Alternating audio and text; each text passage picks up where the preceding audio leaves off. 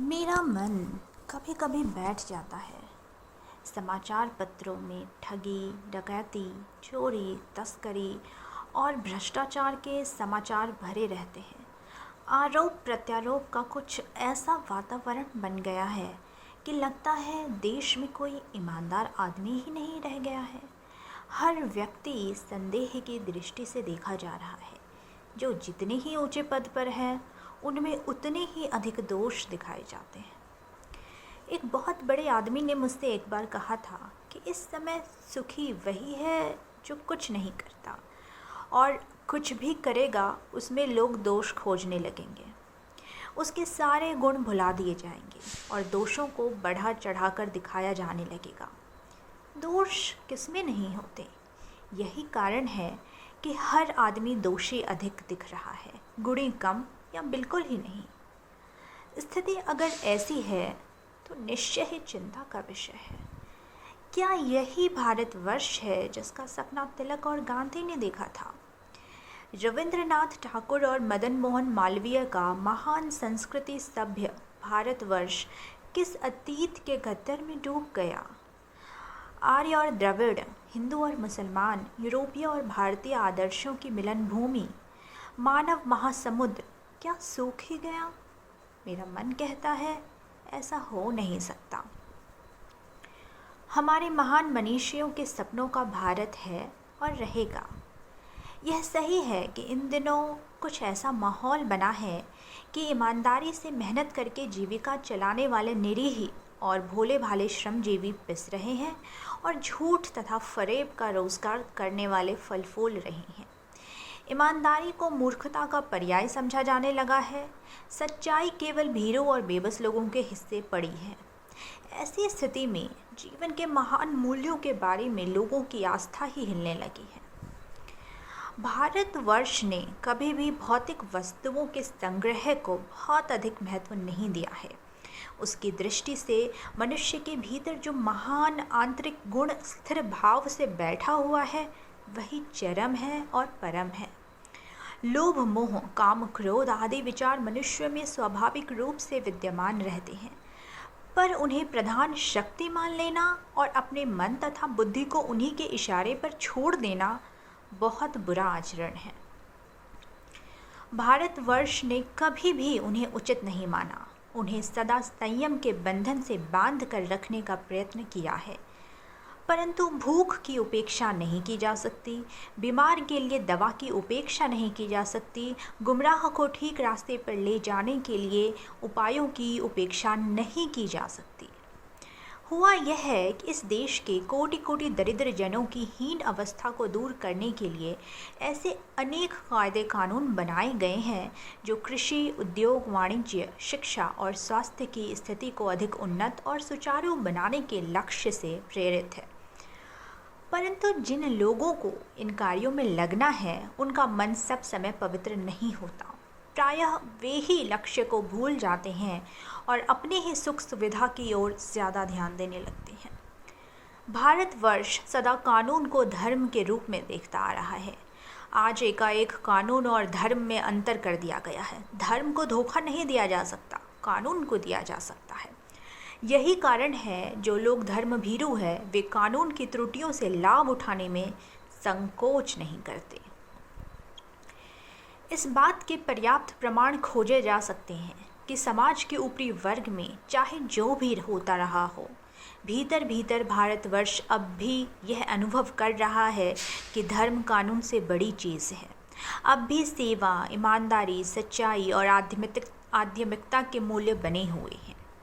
वे दब अवश्य गए हैं लेकिन नष्ट नहीं हुए हैं। आज भी वह मनुष्य से प्रेम करता है, महिलाओं का सम्मान करता है, झूठ और चोरी को गलत समझता है, दूसरे को पीड़ा पहुंचाने को पाप समझता है।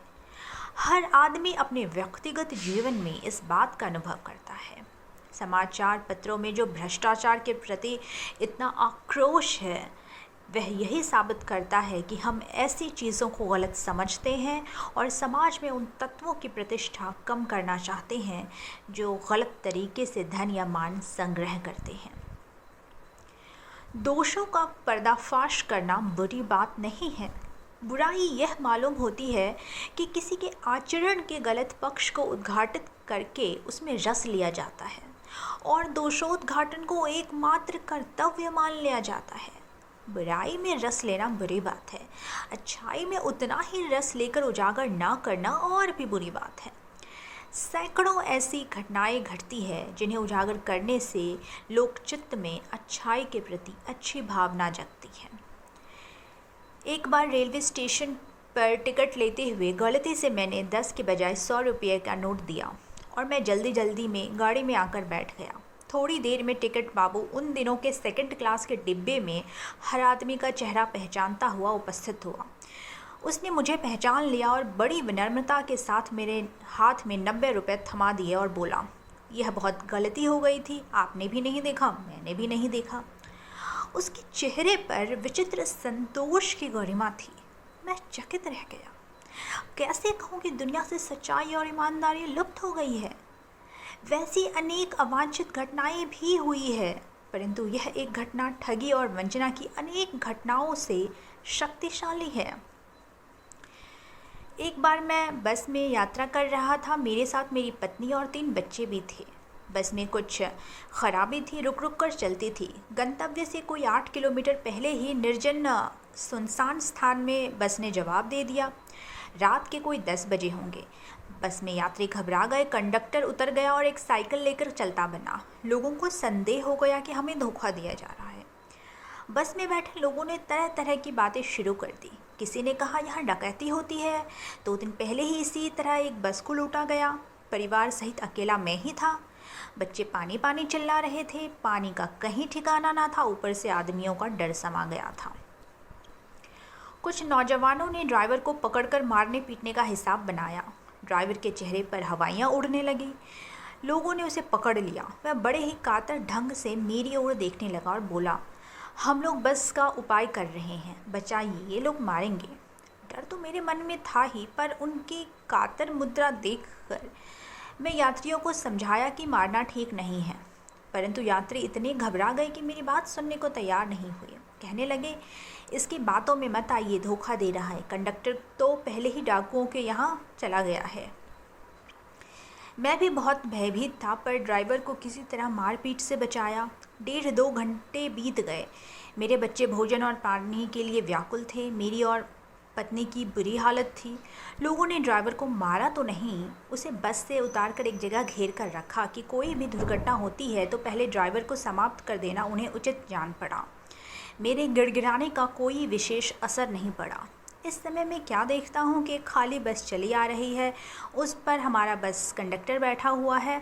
उसने आते ही कहा, अड्डे से नई बस लाया हूँ, इस पर बैठिए। वह बस चलाने लायक नहीं थी। फिर मेरे पास एक लोटे में पानी और थोड़ा दूध लेकर आया और बोला, पंडित जी, बच्चों का रोना मुझसे देखा नहीं गया, वहीं दूध मिल गया, थोड़ा लेता आया। यात्रियों की जान में जान आई। सबने उसे धन्यवाद दिया, ड्राइवर से माफ़ी मांगी और 12 बजे से पहले ही सब लोग बस अड्डे पहुंच गए। कैसे कहूँ कि मनुष्यता एकदम समाप्त हो गई। कैसे कहूँ कि लोगों में दया माया रह ही नहीं गई। जीवन में जाने कितनी ऐसी घटनाएं हैं जिन्हें मैं भूल नहीं सकता। ठगा भी गया हूँ, धोखा भी खाया है, परंतु कम स्थलों पर विश्वासघात नाम की चीज़ मिलती है। केवल उन्हीं बातों का हिसाब रखो जिनमें धोखा खाया है तो जीवन कष्टकर हो जाएगा। परंतु ऐसी घटनाएं भी बहुत कम नहीं है जब लोगों ने अकारण सहायता की है, निराश मन को ढाढ़स दिया है और हिम्मत बधाई है। कविवर रविंद्रनाथ ठाकुर ने अपने प्रार्थना गीत में भगवान से प्रार्थना की थी कि संसार में केवल नुकसान ही उठाना पड़े, धोखा ही खाना पड़े तो ऐसे अवसरों पर भी हे प्रभु मुझे शक्ति देना कि मैं तुम्हारे ऊपर संदेह ना करूं। मनुष्य की बनाई विधियां गलत नतीजे तक पहुंच रही है, इन्हें बदलना होगा। वस्तुतः आए दिन इन्हें बदला ही जा रहा है, लेकिन अब भी आशा की ज्योति बुझी नहीं है। महान भारतवर्ष को पाने की संभावना बनी हुई है, बनी रहेगी। मेरे मन, निराश होने की ज़रूरत नहीं है।